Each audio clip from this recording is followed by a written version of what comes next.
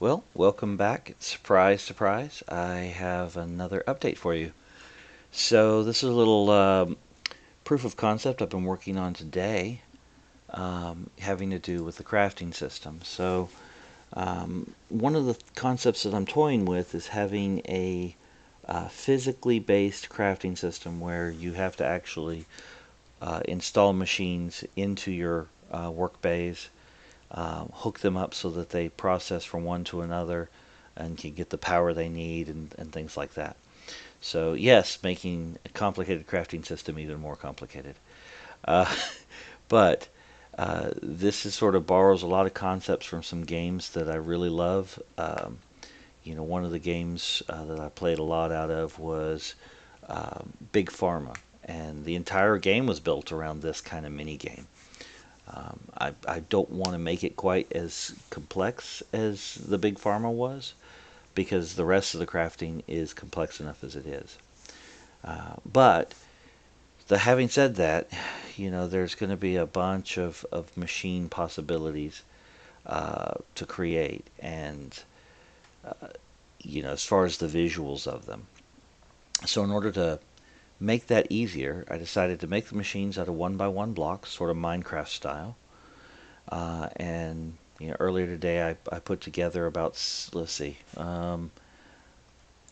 looks like seven possible subblocks, and built this system where I can have an editor and build my machines and save them off into my handy dandy JSON archives.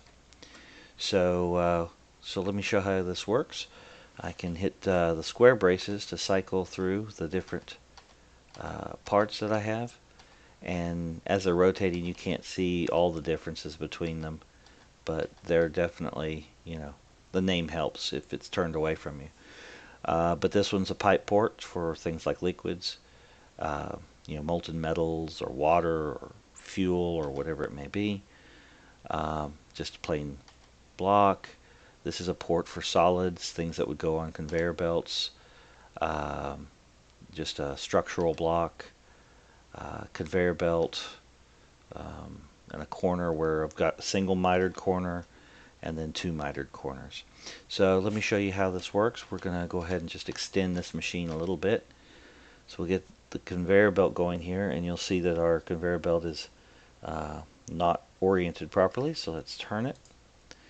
And then let's go ahead and switch over to a structure block.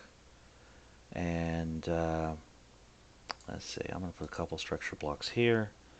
We'll go back to the conveyor belt. We're going to rotate it here, here, and then let's do, let's see,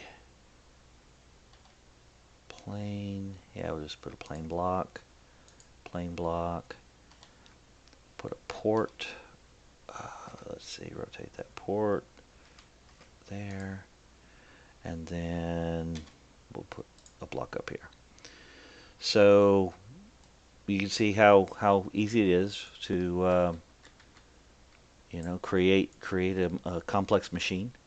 Um, so this might actually be a machine that would be used in the game, maybe for some super advanced machine that can do two or three things for you. What we might do on it is have like a final port coming out of it, um, somewhere like maybe right here, or yeah, let's just do it here, and we go there. And so maybe it produces some liquid as well. Um, but yeah, the this will help me build a library of machines, of unique machines that uh, when you actually build a machine from a blueprint, this is what you're going to get, and this is what you're going to be working with when you set it in a room. So you could imagine, you got three or four of these machines, maybe just a smaller variant here in a room, and then you're going to have to get the um, conveyor belts going towards each other. You're going to have to hook them up with pipes, things like that. So, anyways, I thought that was an interesting update and sort of where we're thinking on the crafting side and how that'll actually implement. So I thought it would be neat thing to go ahead and show something other than space for once. So, all right. Well, I hope you liked it. As always, click subscribe and follow, and we'll see you next time.